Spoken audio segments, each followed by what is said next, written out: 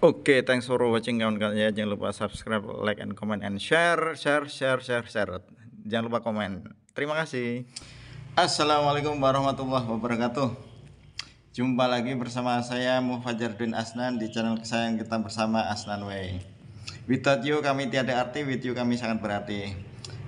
Gimana kabarnya pejuang skripsi, pejuang penelitian? Semoga dalam keadaan sehat walafiat ya. Amin ya rabbal alamin.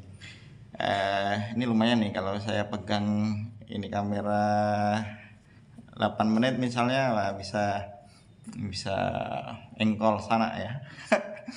Balik lagi di playlist sikat ya, skripsi, selesaikan skripsi tanpa nanti. Wah, kalau nggak salah ya, dan kalau nggak benar.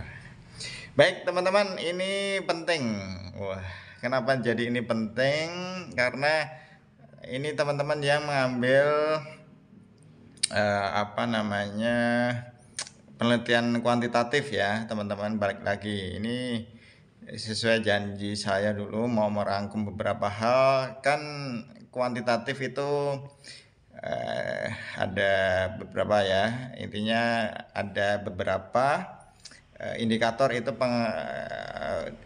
penelitian kuantitatif. Yang pertama ada kata pengaruh tentunya ya, kemudian ada kata efektivitas ya, kemudian ada kata hubungan ya.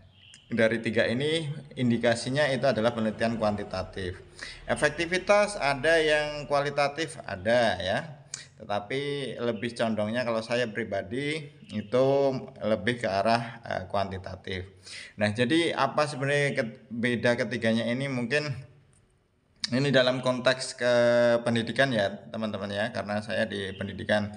Nanti teman-teman yang di non kependidikan itu bisa menyesuaikan dan bisa sharing tanpa sharing. Malu bersharing tetap tersaring ya. Ngomong apa nggak jelas, memang biar aja. Jadi gini teman-teman, kalau hubungan dulu ya, hubungan itu lebih kepada studi korelasional, lebih kepada bisa pakai analisis regresi, lebih bisa pakai analisis jalur pun bisa, bahkan pakai apa yang terbaru tuh SEM ya, itu juga bisa teman-teman ya. Itu untuk hubungan ya.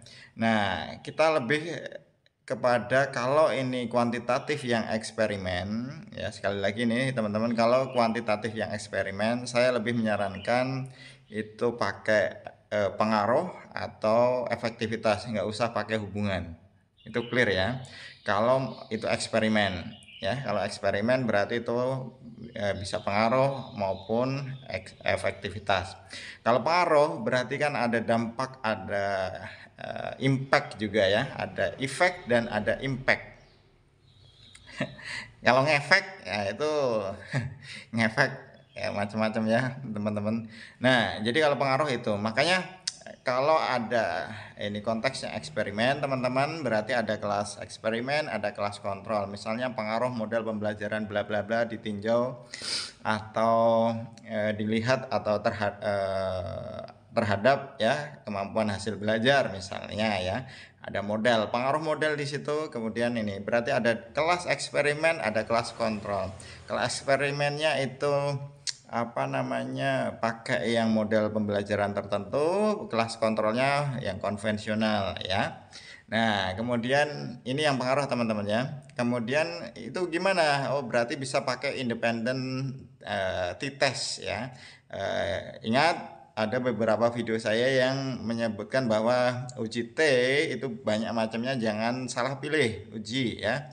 Sekali lagi, kalau ini ada eksperimen, ada kelas eksperimen, ada kelas kontrol, maka itu bisa pakai independent t-test untuk menganalisisnya ya, atau mengujinya, hipotesisnya. Kemudian tentu ada prasyarat ya, itu uji prasyarat ya, uji kesetiaan. Kalau setia berarti lanjut parametrik, kalau nggak setia berarti non parametrik. Lupakan. Uji prasyaratnya tentu adalah, karena itu ada dua, tentu ada uji normalitas dan uji homogenitas ya. Kalau uji normal dan homogen maka lanjut ke tadi independent test ya. Itu kalau teman-teman itu eksperimen pakai pengaruh. Kemudian ada yang nanya, boleh nggak pakai efektivitas? Kalau konteksnya tadi pengaruh model terhadap apa, kemudian diganti efektivitas model terhadap ditinjau dari apa, itu sebenarnya boleh ya teman-teman ya. Tentu kita harus memperhatikan lagi desainnya seperti apa nantinya ya. Nah, kalau efektivitas bagaimana? Oke. Nah, lumayan kan sudah pegel nih saya. Harus ini beli ya. Kalau 10.000 subscriber beli. Beli hati dapat jantung ya. Jadi kalau efektivitas itu adalah teman-teman kan kriteria ya, berdasarkan kriteria tertentu. Contoh misalnya jika hasil belajarnya itu rata-rata hasil belajarnya itu di atas 75 lah.